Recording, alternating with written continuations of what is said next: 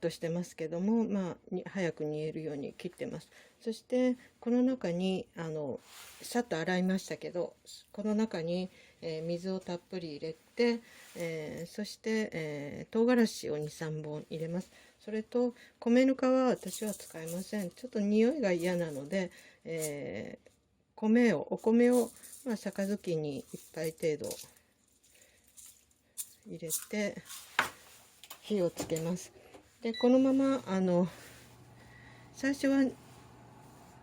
強火で煮立ってきたら吹きこぼれないように中火から弱火にして、2、30分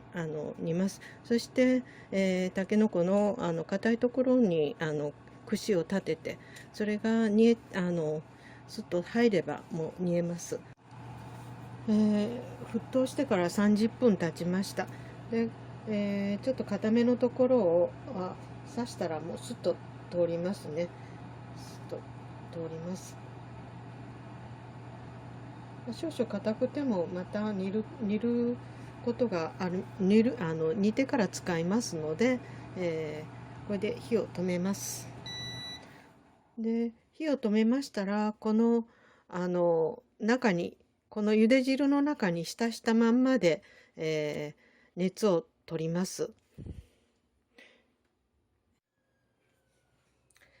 茹でて自然に冷ましたものを取り出して、できれいに洗いました。できれいに洗って、ついたアクとかをきれいに流してます。そして、この茎っていうか茎の方は4つぐらいに切って、3ミリぐらい、ちょうど煮物に使えるぐらいに切ります。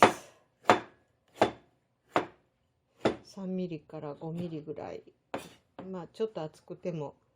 いいと思いますけど、自分で煮て味の染みるような感じに切ります。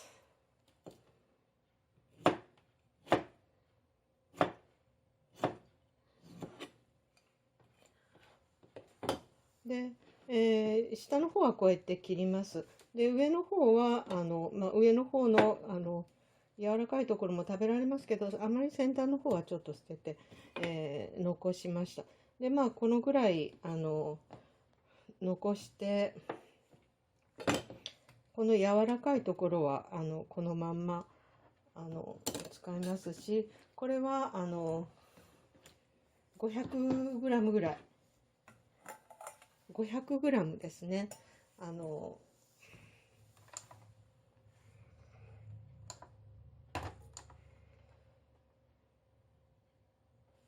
ちょっとざるに入れて水を切りながら切って、だいたい 500g ぐらい、これで 500g ありますけども、490なら500ぐらいありますが、この 500g にお砂糖を大さじ1杯を振ります。でこれでよくなじませて、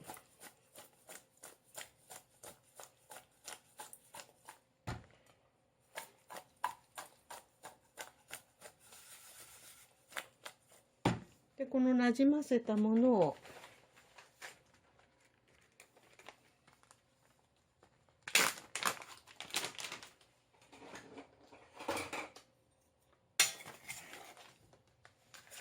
袋に詰めます。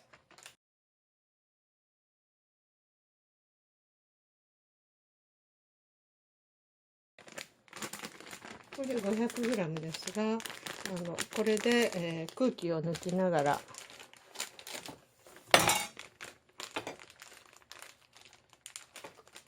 ジッパーを閉めて、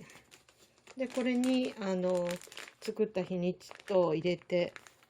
冷凍保存します。で解凍の際はもう凍ったままで煮物に使ったり、してます。で、先の方ですが、これにはこれはもうこのまんま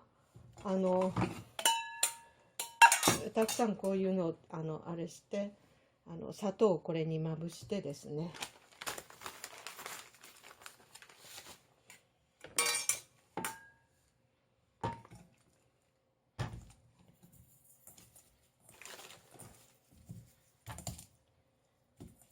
このまままぶして、冷凍保存してます。で、使う時にはもうお砂糖がついてますので